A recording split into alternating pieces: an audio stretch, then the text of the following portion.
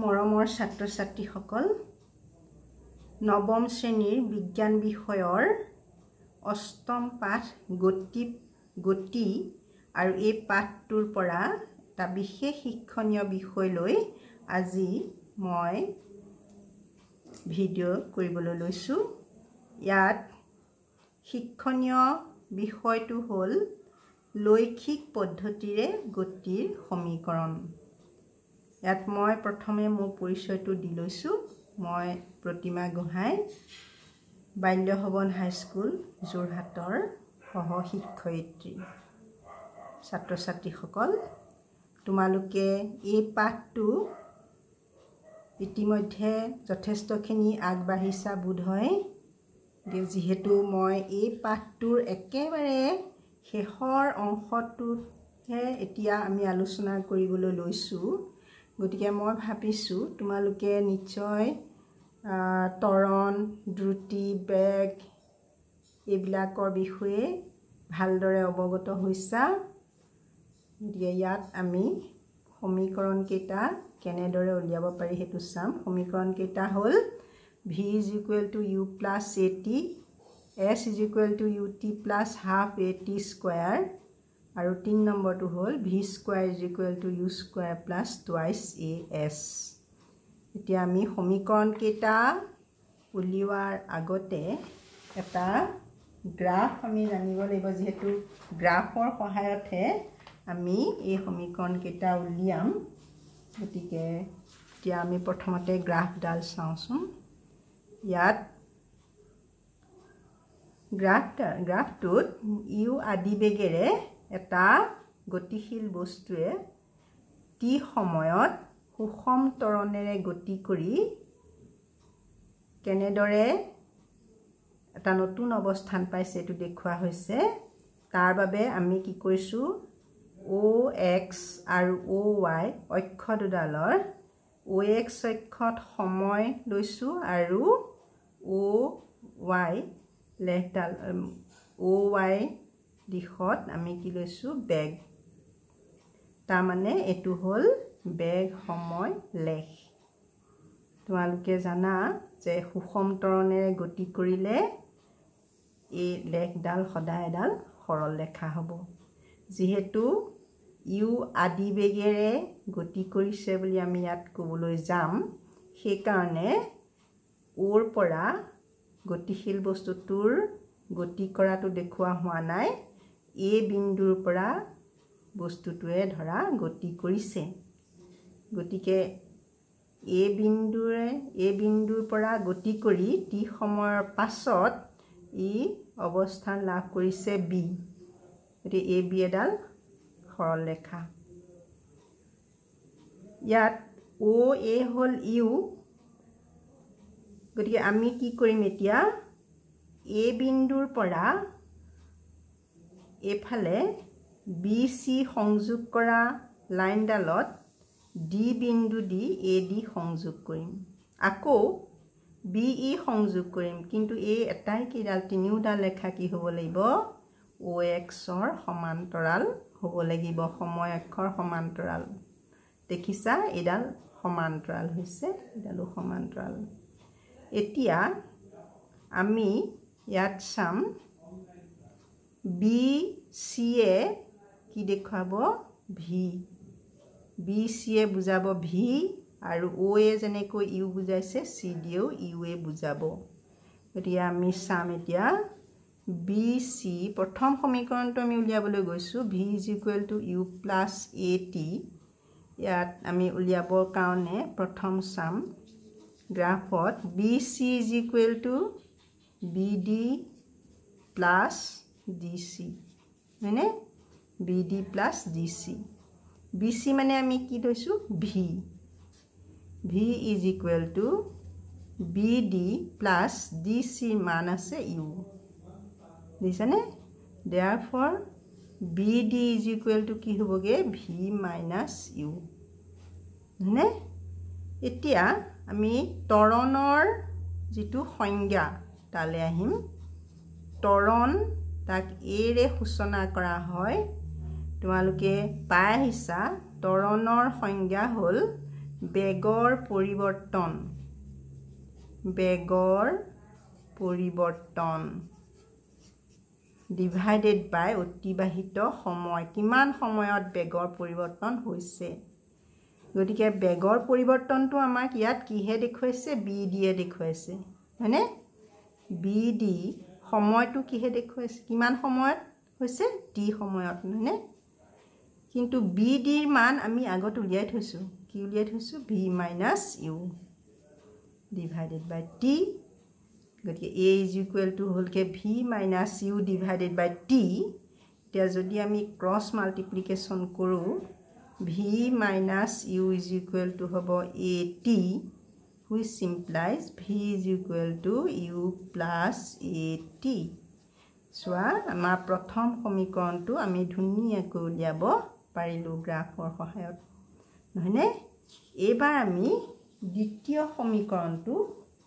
s is equal to ut plus half at square কেনেকৈ উলিয়াম এটো চাম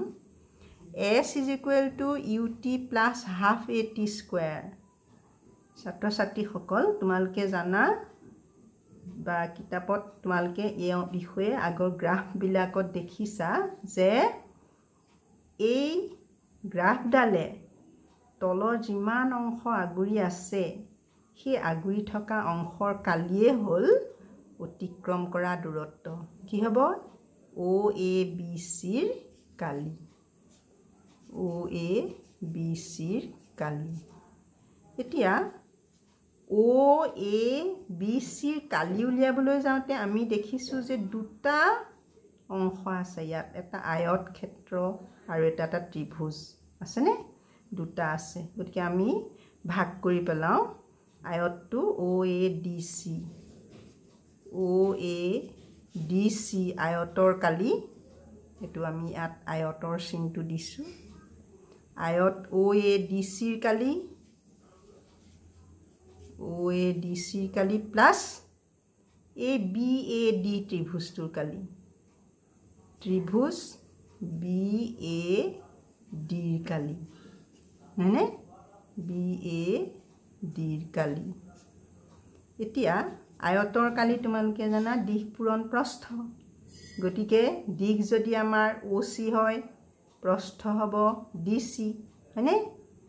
OC into DC plus BAD ৰ কালি ত্ৰিভুজৰ কালি হাফ into ভূমি পূৰণ উন্নতি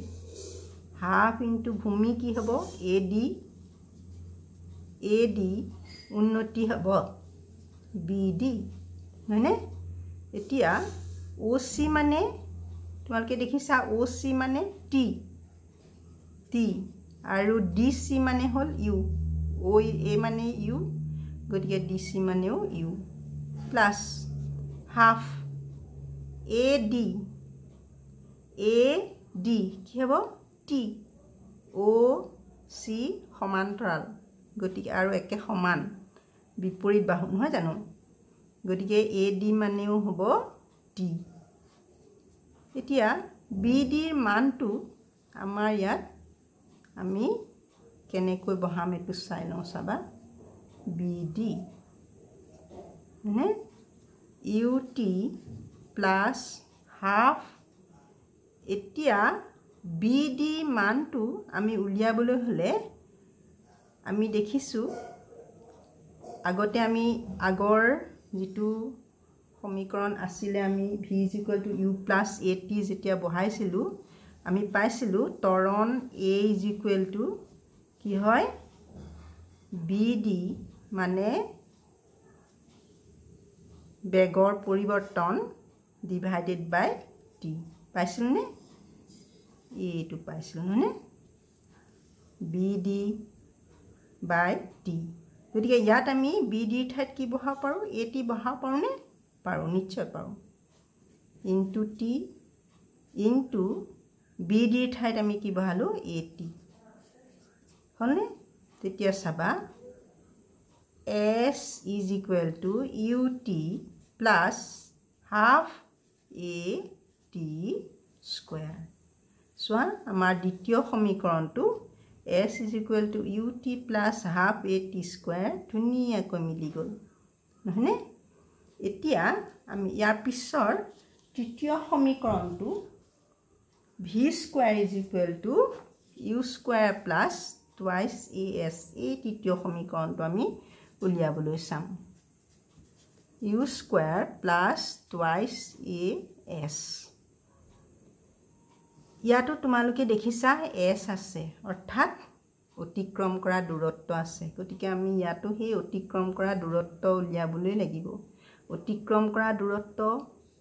s is equal to অতিক্ৰম কৰা দূৰত্ব s উলিয়াবলৈ আমি কি লম এই অংশটোৰ কালি লম কি লম এতিয়া আমি গুটেই দুটা ভাগ কৰি নলম এটো এটা কি হ'ব বাৰু o a b c এটো এটা ট্ৰেপিজিয়াম নহয়নে এই ট্ৰেপিজিয়ামটোৰ কালি লম s হল s আমি উলিয়াব পাৰিম trapezium o a b c Kali o a b c কালি ট্ৰেপিজিয়ামৰ কালি তোমালোকে জানা কি হ'ব হাফ ইনটু এই সমান্তৰাল বাহুজোৰৰ মাপৰ সমষ্টি হাফ ইনটু সমান্তৰাল বাহুজোৰৰ মাপৰ সমষ্টি সমান্তৰাল বাহু কোনজোৰ OA আৰু BC মানে এইজোৰ সমান্তৰাল ৰেখা OA plus BC সমান্তৰাল ৰেখা দুডালৰ সমষ্টি হাফ ইনটু সমান্তৰাল ৰেখা দুডালৰ মাপৰ সমষ্টি ইনটু লম্ব দূৰত্ব এই ইহঁত দুটাৰ মাজৰ লম্ব দূৰত্ব ৰেখা দুডালৰ মাজৰ লম্ব দূৰত্ব AD বা আমি OC লিখিব পাৰো লম্ব দূৰত্ব হাফ OA মানে U তোমালোকে দেখিছা U BC মানে V into OC মানে T নহয়নে এতিয়া চাবা ইয়াত T আছে জানো ইয়াত T নাই গতিকে আমি T মানটো বেলেগ কৰিব লাগিব কাৰণ ইয়াত T আমাৰ লাষ্টত T উলাব নালাগে গতিকে T is equal to কি হ'ব হেতু আমি প্ৰথম সমীকৰণটো পাইছিলো so v is equal to u plus at পাইছিলো নে v is equal to u plus at পাইছিলো হয়নে গতিকে at is equal to কি হ'ব at is equal to হ'ব v minus u গতিকে t is equal to হ'ব v minus u divided by a এতিয়া আমি এই t ঠাইত v minus u divided by v plus u v minus u divided by a বহাম v minus u divided by a হনে এতিয়া তোমালকে সোয়া 1 by twice a এটো হ'ব v plus u into v minus u হনে 1 by twice a এটো কি হবগে গৈ v square minus u square আমি এই ওপৰৰ s টো এখিনি পাতিছো তেতিয়া হলে ইয়াত কি হ'ব twice as is equal to v square minus u square গতিকে আমাৰ সমীকৰণটো v square ওলাই গৈছে চাবা v square is equal to u square plus twice as গতিকে আমাৰ তৃতীয় সমীকৰণটো আমি ধুনীয়াকৈ গ্ৰাফৰ সহায়ত উলিয়াই দিব পাৰিলো ছাত্ৰ ছাত্ৰীসকল তোমালোকে এই সমীকৰণ কেইটা ব্যৱহাৰ কৰি এই পাঠটোৰ লগত জড়িত বিভিন্ন অংকবিলাক কৰিব পাৰিবা আৰু যদি কিবা অসুবিধা পোৱা মোৰ এই ভিডিঅ'টোত কমেন্ট কৰিবা মই তোমালোকক নিশ্চয় সহায় কৰিম আজিলৈ ইমানতে সামৰিছো ধন্যবাদ